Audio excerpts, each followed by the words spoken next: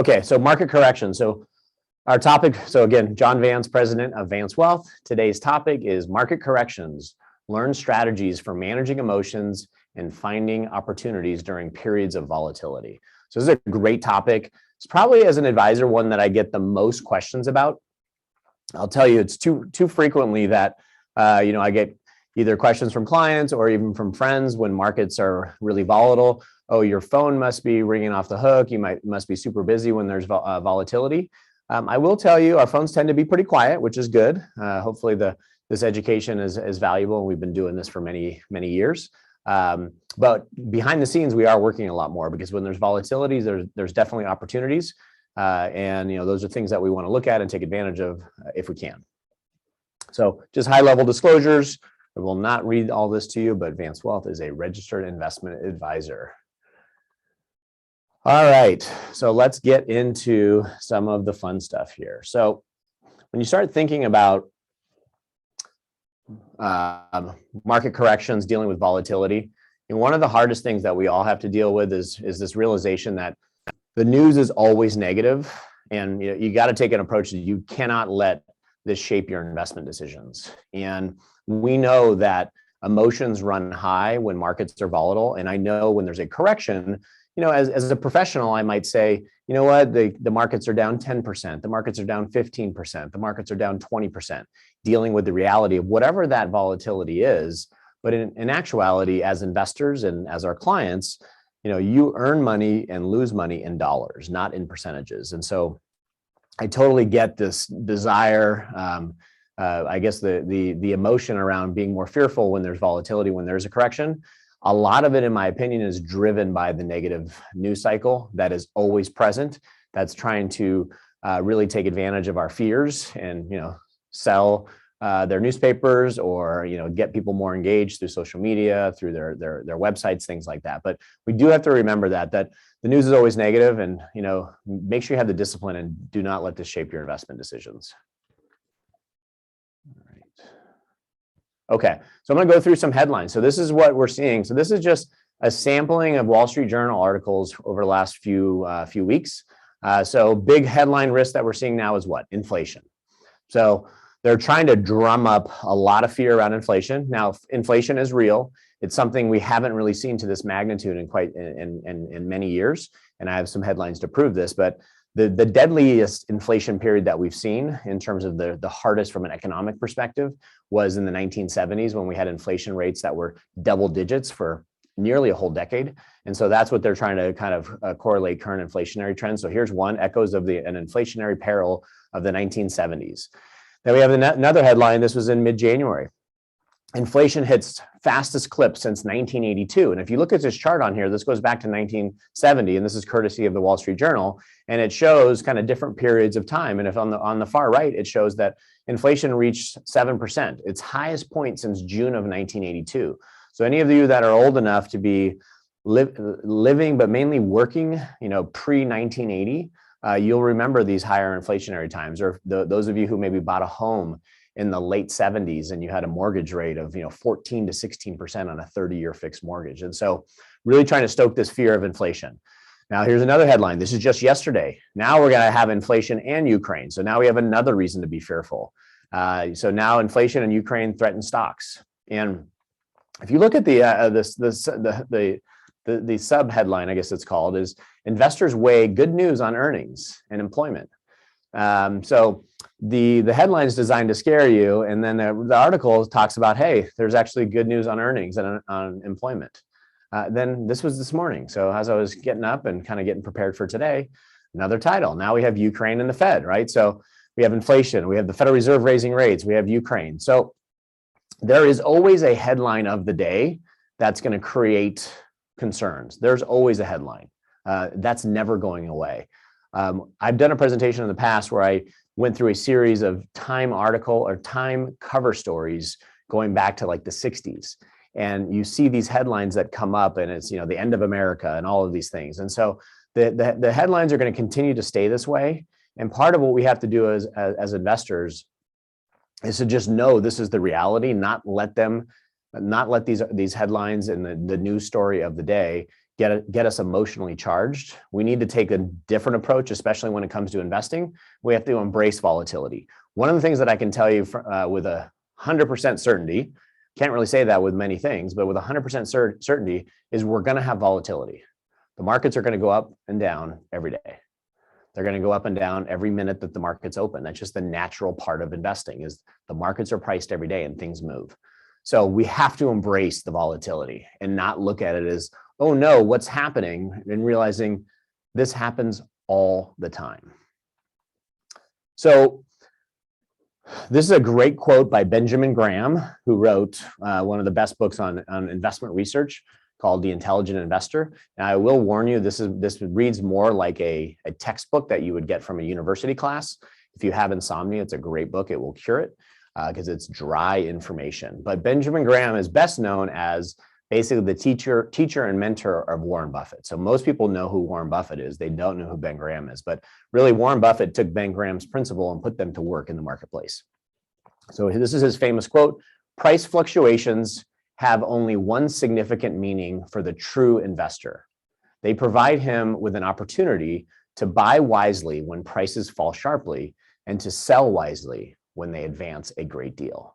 So that is the reminder of, this whole idea of buy low, sell high. Somehow, when it comes to investing, they definitely can kind of freak people out, and those principles don't get implemented. But this really is a great definition for the true investor. And we would kind of define the true investor as really that long-term investor, those focused on a longer time horizon, beyond 5 and 10 years. So this is another article. I pulled up a lot of good things. I've been, just reading stuff, daily, the journal. But this just kind of shows that, this represents the markets over the last 12 years, and this is the S&P 500. And this just shows the fact that this chart has gone up significantly, right? The S&P over this period of time is almost up 4 times. So the S&P was gone from around 1,000 up to over 4,000. So I should say in excess of 4 times. And you can see that while it looks like a fairly smooth curve up, barring the sell-off when COVID first hit back in March of last year, you can see this is not a smooth sailing. The markets have these ups and downs. 2011, we had a sell-off. 15, we had a sell-off, and you can kind of read some of the narrative behind us. But these choppy waters are what defines market. This is not the exception. This is the norm. Again, more headlines. These are the fun stuff. These are the ones that freak you out, right? S&P ends worst month in years. This was at the end of January. So this is, again, creating this fear around the markets. January was a tough month. Last 3 years were good years. This is just part of the volatility. We don't know when this is going to happen. And that's the hardest thing as an investor. I think inherently we're all wired to want to do better than the markets. We're wired to, hey, if I can outthink or outguess or outwit the market, then I'm going to be in a better position. But the reality is you can't, because none of us know what the future holds. And while I have opinions on where things might go, I don't know. And so when you're trying to make short-term calls on what is the market going to do tomorrow, it does truly come down to a guess, maybe an educated guess, but still a guess, because nobody has a crystal ball. So when you see these headlines, again, this is designed to kind of create some more fear out of investors. And we look at this as opportunities. This allows us to do our job and to manage portfolios. So this is one of my favorite charts. I feel like almost every presentation that I give that addresses volatility, that addresses the stock market, has this chart. This is a chart that comes from JP Morgan Asset Management slide, and it really reviews data going back for the last 42 years, so back to 1980. This is a super simple chart. So on the left-hand side, it shows the percentage gain or the percentage loss. There's a baseline of 0%. That means no gain. And then on the bottom, it shows the years. So 1980 all the way up through 2021. And so if you look at the little note at the top, it says, despite an average intra-year drop of 14%, annual returns were positive 32 of the 42 years. So basically, the markets tend to be positive 3 out of every 4 years. And that normal volatility during the year is a sell-off of greater than 14%. So what the gray charts show is what was the total return for the S&P 500 for the entire year, and the red dots show what was the maximum sell-off during that year. So on the far right-hand side, I put together a box, and the box, I highlighted an area on this chart, which was essentially 2020. This was when COVID started. And what it shows you here is at the end of the year, the S&P 500, the index, was up 16%. But during the year, the market had sold off 34%. So in spite of the 34% sell-off from March to April of 2020, the recovery was strong and represented a gain for the year of 16%. Last year was a crazy low volatility year. Look at that year. S&P up over 27%, and the biggest drawdown was only 5%. And that's abnormally low. You can see there are some years where you have these lower periods of volatility. There's not a lot of them, but you can see throughout this chart, there are definitely periods of time where that occurs. So just wanted to point this out. This is normal. This has happened for at least this 42-year period, but I know it goes way back, over 100 years back in the history of the markets. So at the end of the day, what are we worried about? When you start, I showed you those charts, and I know we can all use some reason to look at how we're managing our money, looking at volatility, but what are we really worried about? And at the end of the day, we call it market volatility, but it boils down to the emotion around losing money. That's what we're worried about. So as investors, what's probably our biggest concern? And I do have the question at the bottom. What if I invest at the exactly wrong time, right? So if I have money to invest, or if I'm in the markets, what if I invest the money at the wrong time? What if today's not the right day to buy? What if I make the wrong decision? So the point of entry for investors can be very tricky, especially someone who may have sold a business, may have new cash that they've come into, and they're trying to figure out, how do I put this money to work? Now we're not going to spend a lot of time on that concept, because there's many different examples that I can go through, but this is kind of the fear of, what if I've invested at exactly the wrong period of time? And I'm actually going to go through a bit of a case study. Now, past performance is not going to guarantee the future results, but this was an interesting case study that kind of exhibits my point exactly, is that we want to be long-term investors, and volatility is normal, and we have to embrace it. So this shows a chart going back to 1996. And markets tend to go through these bull periods, which are rising periods, and then they go through bear periods. And they tend to go through these long cycles that happen over decades, not over years. And if you look at this red line that is drawn on here, this shows the peak of the market back in March of 2000. And then the red line goes all the way across. It hits another point in October of 2007, which was the start of the Great Recession. And then it kind of follows along to the final dot, which is around 2012. So what this basically shows is that if you had invested in the S&P 500 on March of 2000, excluding dividends, that by a period in around 2012, you basically were in a break even. Now, if you looked at other indexes, like smaller companies, mid-sized companies, international, they fared much better. This is just the S&P. But I think this is the fear that a lot of investors have, is, what if I invested in March of 2000? How would I have done? So I have actually I'm going to go through a scenario on here where we talk about, what if you picked the worst time to invest? And the worst time to invest, going back in our history, well, hold on, before I say that. So just to put things in perspective, from the beginning of 1926 through the end of 2020. So that period of time, the average annual compound return on the S&P 500 was slightly more than 10%. So that's why everyone tends to use this 10% number. Not that it's going to continue on forever, but that's been the historical number for almost 100 years. And the reason why this data loves to go back to the 20s is because it includes the Great Depression. So the logic behind that is that, hey, if it can include the Great Depression, that means it can probably stand the test of time through a lot of different scenarios. And so the chart that I have here is this, what has now been dubbed the Great Recession correction, which goes from October 9th of 2007 to March 9th of 2009. So a period of just over, what is that, about 17 months, not quite a year and a half. So the single worst day to invest in the S&P 500 since the end of World War II was Tuesday, October 9th, 2007. Many of you have been on a webinar before. I've gone through this, but it's a healthy reminder. I finally got a chart to illustrate it. But that was the single worst day. If you go back to World War II, if you could have picked the worst day to invest all your money in the market, that would have been the worst day. And you can see it's because within this short period of time, your investment would have declined 57%. Now, you can invest directly in the index, but this just gives you a sense of what this looks like. So you would have had a decline of nearly 57%.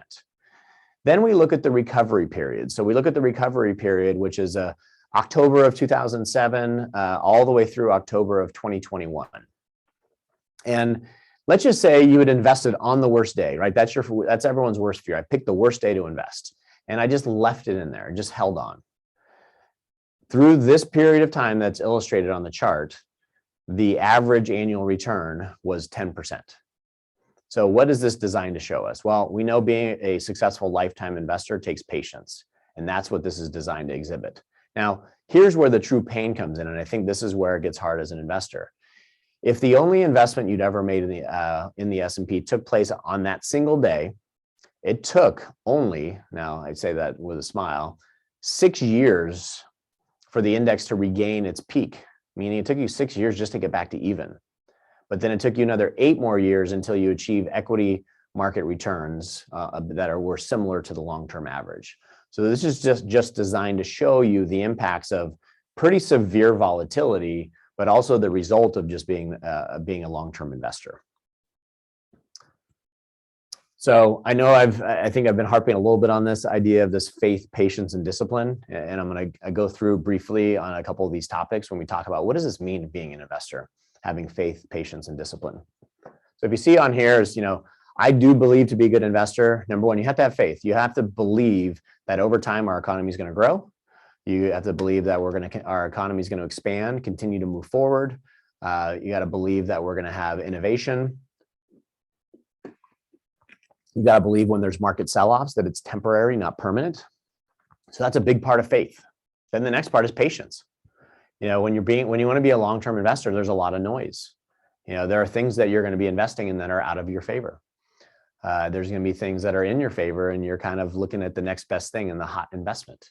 And you'll always be chasing returns. So this lack of patience is what gets investors in trouble. When things aren't working in a short-term basis, they change strategies. So having that patience is really important. And then discipline. People sell at the wrong time because they don't have faith and patience. That's really at the end of the day. You lose your faith and patience, and then you lack your discipline. And I'm going to show you a couple charts to illustrate that. Okay, so faith and patience. One of the things when we look back at this history, this chart goes back to 1928. So this is a pretty long time horizon, not quite 100 years. And what I found about this was it really just exhibits the chances of earning positive returns in the S&P 500. And again, this is past performance, but it shows you that the kind of the deck is stacked in your favor as an investor, that the odds are in your favor over a long period of time. And so if you look at the table at the bottom on the right, it shows you 1 day, 1 month, kind of going from right to left. And if you look at the chart above, how you would read that is that if you're looking at investing for a day, you'll have a positive return 52% of the time. If you're looking to invest on a monthly basis, you're going to have positive returns on a monthly basis 60% of the time.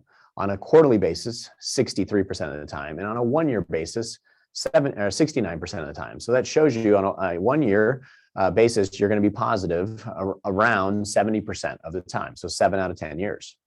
On a 5-year basis, the odds improve to 78%. On a 10-year basis, they improve yet again to 87% basis, and positive returns on a 20-year basis is 95%. And that's really the power of being a long-term investor. Now, there's no such thing as 100%, but this just shows you the odds are in your favor when you have that faith, when you have the patience to be a good, thoughtful investor. And then the discipline. So when we talk about this idea of time, diversification, and volatility, this chart kind of exhibits a similar data set as the chart before. The data on here is a little bit different. It's 1950 to 2021. And when I talk about discipline, why is that so important? Well, we know on a 1-year basis, and I circled this in red, on a 1-year basis, this is really the risk reward of stocks. Right? The best 1-year period that we've seen over the last 70 years was up 47%. The worst 1-year period was down 39%. So that's the expected volatility range at the extremes that one can expect. Now, we've averaged over this period of time a little bit over 11%, but those were the extremes. So that's kind of because of that volatility, I think that's where a lot of investors lack the discipline. Then we go out and look at 20-year rolling periods over this 7-year time frame. And the data that I showed on the other chart was 1928. So we knew we were going to have some negative returns. That's why it's not 100%, it's 95%, because we knew we were going to have some negative returns because it was during the Great Depression. This data set does not include the Great Depression. So going back over the last 70 years and looking at 20-year rolling periods, the best return period was averaging 17% per year, and the worst was averaging positive 6% per year over that period of time. So again, just trying to illustrate this whole idea around discipline. That's why staying the course makes a ton of sense. This just shows the impact. Now, you can tell these charts were done internally by us. We need to step up our graphics game here, and I can get working on that. But this basically is just designed to show you growth of $1 million. If you invest $1 million today, you have a 30-year time frame. And we're looking at two different scenarios. Growth at 1%. Why did I use 1%? Well, the banks are paying you 1%. The short-term bonds are around 1%. The banks probably aren't even paying you 1%. So I wanted to illustrate the impact of compounding. So 1% after 30 years, at 1% over 30 years, $1 million grows to 1.3 million. So against inflation, it's actually a negative return. What the chart above is designed to show you is that if you just made a 6% flat return over that period of time, your $1 million would grow to, my head's cutting it off here, would grow to 5.7 million. So that's the benefit of investing. Now, I did illustrate this as a balanced portfolio, like 70% in growth, 30% in fixed, but the green ups and downs are the periods of volatility. And kind of the advice that I have to a lot of investors, especially younger investors who are accumulating still, is that you have to expect that throughout your lifetime that you're going to have corrections in the magnitude of 20% or 30% quite frequently. And as your account gets bigger, you can see these dips will add up to some real pain, right? In the 20-year mark, you get to 3.2 million. A 20% correction is $640,000, right? So volatility gets real as the account balances get larger. But again, this is just designed to show you that this is not a straight line path with investing. It does have some volatility. And I know clearly the volatility is even more so than this chart exhibits. All right. So I do want to give a brief update on what's happening right now. Because while I do think it's critically important to focus on the long term, we also have to acknowledge, well, what's going on? I can't blame everything just on market headlines or bad news. There's always going to be some headline of the day that's going to create some volatility. And frankly, with some of the issues that we're seeing with Russia and Ukraine, if Russia invades Ukraine, markets are probably going to go down. Today the markets went up a little bit because it seems like tensions were easing. So those are headlines that we don't know how they're going to change. Nobody can guess. So that's why we take the long-term approach, because at the end of the day, this will be noise in the long run. In the short term, it's noise that people are taking action on. So let's address some of the current market conditions. So this is actually just a snapshot from the Wall Street Journal from this morning. A lot of indexes on here, so I'm going to focus on a few. So I highlighted on the right-hand side where it's at the top, it says YTD, which is year to date. So how are things doing year to date? And this was as of yesterday. So as you go down on this chart here, you can see I circled a couple boxes. So I looked at the NASDAQ composite, NASDAQ 100. Those are both down around 12%. That tends to be more tech-dominated indexes, with obviously the Apple, the Microsoft, Amazon, Netflix, Tesla, businesses like that. And then if you look at the S&P 500, then the next box, or the next circle is 3 indexes represented by the S&P, which is the 500, which is larger companies. Then there's the mid cap, which are medium size, and small cap, which is small. So then you can see the performance there. They're holding up a little bit better. And that's the year-to-date number. Now, we recently just sent out kind of a letter to clients talking about, while there's this short-term volatility that everyone likes to focus on, too often we focus on counting, kind of what I would call counting from the top. Where did my account get to? And that's the number that I'm holding in my head. And what I would always look at is, well, how have I done over the last 3 years? And if you then look and say, okay, well, how have these indexes done over the last 3 years? And this is 3-year annualized. So this is average annualized return. the NASDAQ is up over 20% per year for 3 years. And you can see the other indexes, the S&P large cap, the S&P 500 is up 17. The small cap index is up 10.5, and you can see the mids kind of in between. So that just shows you that the long-term performance for those categories has been good, but it's been different. It's not identical. So that's kind of a reality of where we are today. One of the things that's also dominating the headlines clearly is the Federal Reserve. With this inflationary pressure that we're seeing, they've already signaled that they're going to raise interest rates. So I wanted to share with you kind of what are the market expectations, what are we seeing? And so there's some data that we highlighted here with this red bubble on the right-hand side, the bottom right.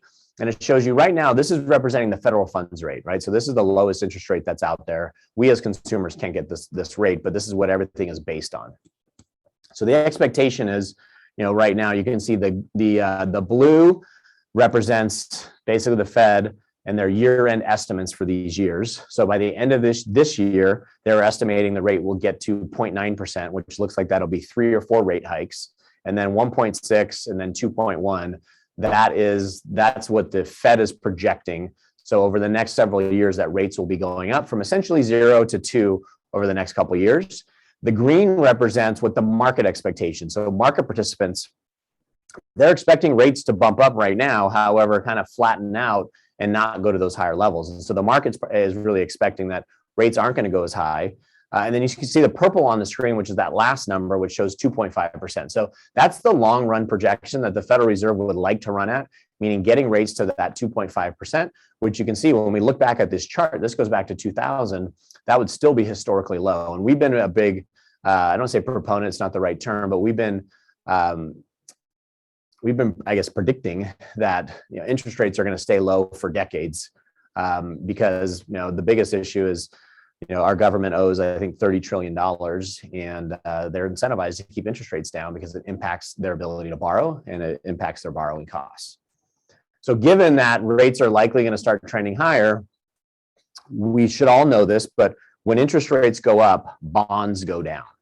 And as an investor, most of us look at our bonds, our fixed income, as the safe part of the portfolio. So when you have rising rates, it causes safe assets to decline, which from an allocation perspective, I think frustrates investors because they look at this saying, okay, I'm losing money on my safe assets. Now, it's a different ballgame than stocks, but it's nonetheless still painful. So if we look at, this is a snapshot from the journal again. This just goes through like tracking these bond benchmarks. So again, these are bonds. This is primarily here on the left-hand side. This first box is treasuries. So right now, the U.S. aggregate bond, which is just a diversified mix, primarily intermediate term, is down 4% for the year, which in 6 weeks is a huge move. You can see the yield, so it's paying 2.4%. So that means if the bond did not do anything for the remainder of the year, you're going to collect about 2.4%, but you're already down 4%. So bonds are likely going to lose money this year. And if we look at longer term bonds, one of the things we've done in our portfolio is we own a lot of shorter term bonds because they've held up better. You can see longer term bonds are down 9%. So that's one of the reasons why we want to be careful about managing the bond portfolios because we want to try to mitigate some of the volatility where we can. Okay, so this is more just for fun because the Super Bowl just ended. And, I know when it comes to like dealing with market corrections, there's this idea of like market timing, right? It's trying to predict the future. Nobody knows. So this is a fun tidbit. This came right from the journal today that talks about there's some funny stats that people pulled together that's known as a Super Bowl indicator. So I will share with you the Super Bowl indicator. It doesn't have all the stats here, but I just thought it was fun. So I'm going to kind of pick and choose a little bit of the data here. So the Super Bowl indicator bodes well for U.S. stocks for the remainder of the year when an original NFL team, such as the LA Rams, wins, as opposed to an American Football League conference squad like the Sunday's loser, the Cincinnati Bengals. But its predictive power has more holes recently than the team's offensive line. That's funny. So as you start looking through some of these stats, again, I'm not going to read everything, but some of the fun things that I found here is, according to Cetera Investment Management, when one of the winning team's primary colors is orange, like the Bengals, the S&P 500 total return for the rest of the year has been a whopping 22.6%. That slips to barely 1/3 as much when the primary color is blue, like the Rams. With the way 2022 has started, investors would settle for a merely subpar year over a disastrous one. Fortunately, then the Miami Dolphins are mediocre. Years when a team wearing aqua has won the big game have seen an average loss of 20.6%. So again, just thought it was funny. If you're curious to look a little bit more, there's tons of stats around the Super Bowl indicator. Thought it was fun. So given this I don't want to say predictive because it's not, but it's a fun indicator that would bode well for the end of the year, the returns by the end of the year, because the Rams did win. All right, so we're going to get into a little bit of now just kind of portfolio construction and some of the things that we can do as investors. So big part of this is having an idea of, let's focus on what we can control. What are the things you can do as an investor, or we can do as an investment manager that we have some level of control of? So number one, spending. So as consumers, we can control our spending. How much do we spend? How much do we save? I know it's driven by a lot of different factors. Your lifestyle you live, how much money you earn, but you get to control the spending. Spending is by choice. So that's a big part of how you allocate your money, is how you spend. Diversification. So we'll talk about diversification, and then the last tool is rebalancing and how rebalancing fits into the mix. So this is a periodic table of the markets, and there's a bunch of different categories on here, and they're all color coordinated. And so if you kind of follow the dot along here, I'm just going to kind of cover. So we have emerging market stocks, we have commodity index, we have developing markets, which would be more like Europe. We have fixed income, again, that's bonds. We have large cap, that's US, cash, high yield bonds, small cap stocks, and then REITs, which are real estate investment trusts. So if you look at this chart, this goes back to 2007. And the question I would ask you is, do you think any of us can accurately control this or predict annual returns? And of course, the answer is no, that's silly, you can't. And because the returns are quite random from year to year. And if you look at throughout the middle of this, there's these white tiles that say asset allocation. So this is just being, measuring a diversified portfolio, where you can see the asset allocation is never at the top, it's never at the bottom, right? It kind of moves its way through and really gives you a smoother return over time. It doesn't give you the best return over time, but it definitely gives you lower volatility and a more consistent return. So you can see kind of what we've been living through over the past, I guess we're looking at 15 years. So one thing we know, we can't control this. We have to embrace this. This is going to change, and it's going to be part of the volatility equation. So from an asset allocation strategy perspective here at Vance Wealth, how we build portfolios, and you can see it says allocation based on. We start number one with spending. What are your spending needs over the next 7 years? If you're still working, you probably have very little needs for your investments. Your investments are invested for long term, so you don't need a lot in what we would call safer assets. But we tie it to cash flow needs. So we always want to have roughly 7 years, and some clients we have up to 10 in safer assets. Those would be cash, CDs, bonds, higher quality bonds. And so that's the number one thing we look at, is what are your spending needs? And that means what you need to take from the investments, withdraw from the investments. So again, if you're retired, this is relevant. If you're still working and you have several years to retirement, or you're that far out from retirement, then your spending needs are going to likely be low, because they're going to be met by your paychecks. Number two, risk assessment, risk tolerance for investment loss and volatility. So that's a big part of what we need to do as well, is, markets are going to go up and down, and what is your tolerance for investment loss? So if you inherently know, if the markets go down X, I'm going to freak out and sell, then you can't be a good long-term investor. So you have to have lower volatility inside the portfolio. So those are the two big factors, but we definitely do them in that order. And then you can see kind of how we allocate these buckets. So our cash equivalents would be, for 2 years, 0 to 2 years, fixed income allocations, which would be our bond allocations, lower quality, higher quality, shorter term, longer term. That kind of bucket is really our 3 to 7 year bucket. And then the 7+ years, or I should say the 8+ years, which is really the long term, those are where the growth assets are held. So by having this allocation strategy, it allows you to have a very disciplined approach, knowing that you have safe money to meet your spending needs in the interim, or in the next 7 years, and you have the rest of the portfolio invested with a long-term time frame in mind. Okay, so the reality is that when we look at interest rates and we look at inflation, and this chart shows the 10-year treasury. Look at the very far right, that as of December 31st of last year, while the yield on the treasury was around 2%, or technically it was 1.5, because of inflation running at closer to 5, the yield or the return on the bonds were negative, right? So that's the reality we're living in. So a lot of the safe assets are generating negative returns when you look at inflation. So that's not great for the retiree. It's not great for the saver.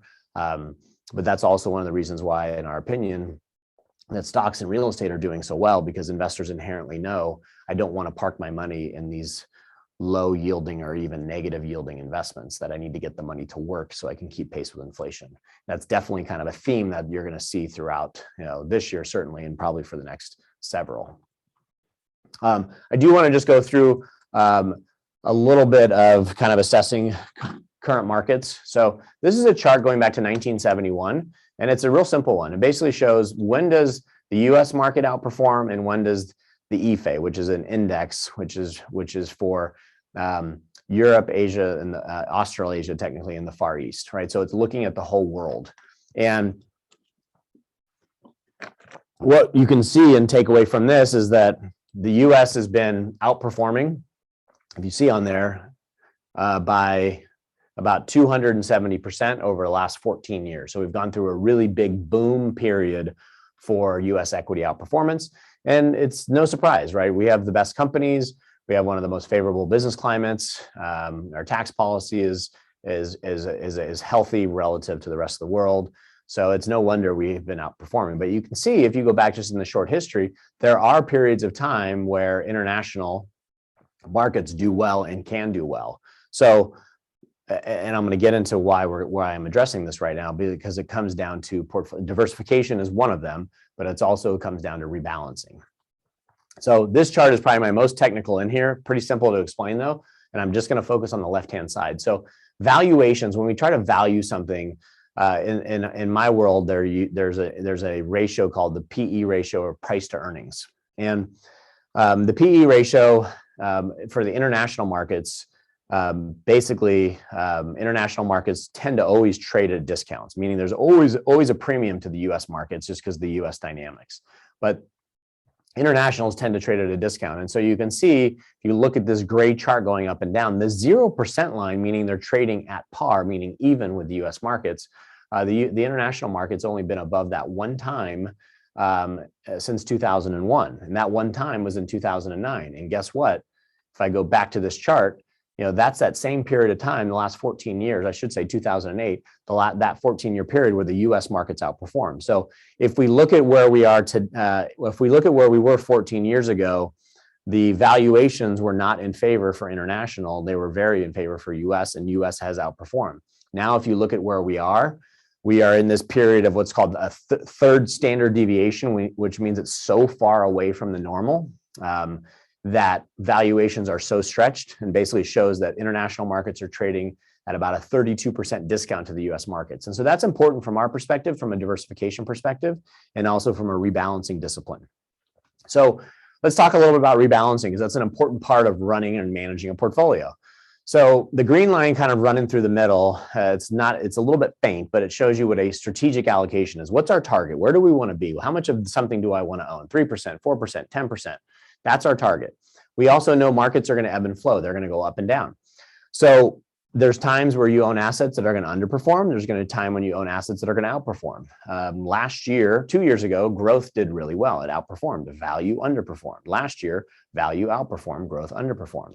So when we go through these ups and downs, that's part of the portfolio discipline that we have from a rebalancing perspective, and that will make these changes. And we have these triggers internally. When markets move about 15% away from our target, it'll prompt us to make adjustments in accounts. So I often get a question is like, how often do you rebalance? Well, at least annually is the first answer. Number two is raising cash for spending needs. So when you're in a spend down mode, when markets are doing well, we're trimming and selling from your growth assets because we want to take profits so that you can spend that. And when we are going into a bad year, when we have losses in the account, we're usually selling from our fixed assets because they tend to be more stable. So that's really how we approach that. And so that's another time that we rebalance, is basically when you need cash for spending. And then the third is when we hit those triggers that I discussed.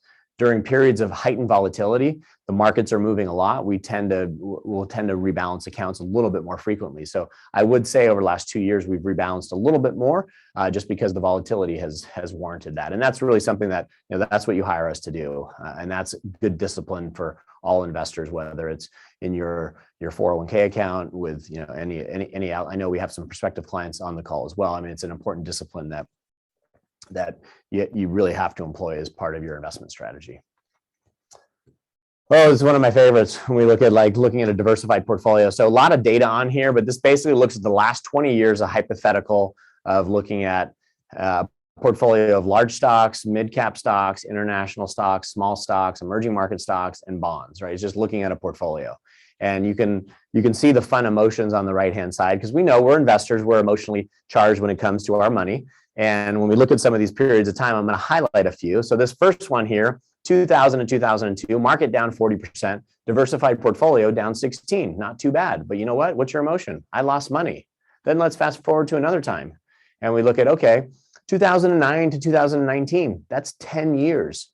S&P up 351%, diversified portfolio up 220. What's the emotion? I didn't make as much, because man, that S&P is doing so well. And then the next emotion is the bottom one of, hey, you know what? Let me look at a 20-year period and look at the returns on that 20-year period. Essentially identical. But the portfolio on the right, the diversified portfolio, had a lot less volatility. So now this is kind of a perfect storm these last 20 years, because we've gone through a bear and a bull cycle. But it's pretty remarkable when you look at this. Diversification can work, and usually does work, even when it feels like losing, because of the emotional component of looking at volatility and returns over this 20-year period. Okay, so I'm going to highlight a few different things here. You can see the boxes that this focus on the red area. So this just talks about diversification in the average investor, because investors are emotionally driven to make decisions, right?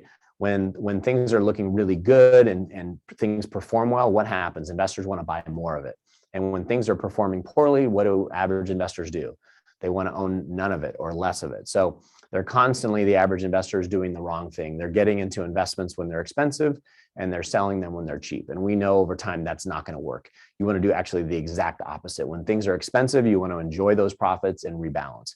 When things are really cheap, you want to rebalance and go buy things at better levels. This shows the data. I believe this is a study that Dalbar does and updates ongoing, on an annual basis. And it shows you that if you just were in the S&P 500 over this period of time, you average 7.5%. If you were in a 60-40 mix, so 60% S&P, 40% in bonds, you were about 6.4. But the average investor, unfortunately, has been at 2.9. And again, it's because of the timing issues. That's where the lack of discipline gets the average investor in trouble. And that's what we want to guard against. Okay, look at that. We moved through that. Good. So real quick, I'm gonna check on some questions. Just if anyone's on here who's not a client would like a complimentary consultation, we're happy to schedule 30 minutes with you. Either book online, email the office, or scan this QR code. Just as a reminder, a couple of different things. Upcoming webinar will be March 15th at 4:30.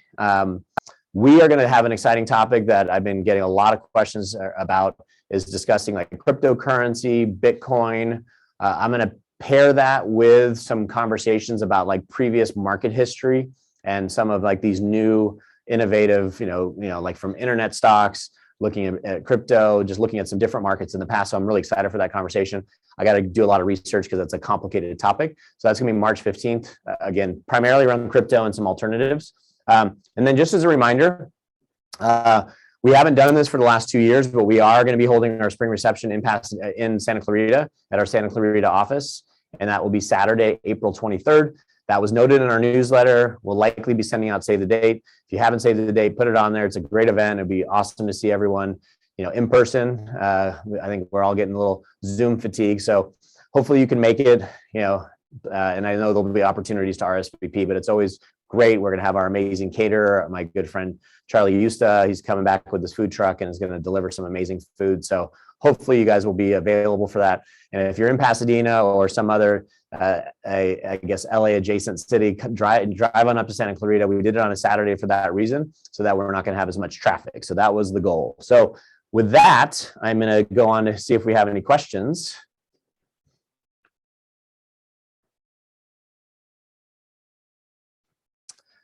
Oh, so someone asked me the question and I don't know the answer to it, is are we going to have a shred event at the spring reception? I do think we're going to have a shred event, but not during the spring reception. I think we earmarked something to October, but I've had a lot of people been asking earlier. So we might try to sneak something in, but we do not have one planned for this April. But I know lots of people are doing their spring cleaning, so we might need to adjust that. Well, it looks like I got no other questions. So if you have any questions offline and you want to, you would like to just ask some questions, and let me just stop sharing. Okay. And so I guess I'll just wrap up. So if you have any questions, you can send them directly to Vance Wealth. You can send them to me. You can send them to Lauren Fox. So I hope you enjoyed this. Hopefully this was useful, and you know that I'm always here to answer questions, and see you next month at our March 15th webinar. Thank you very much.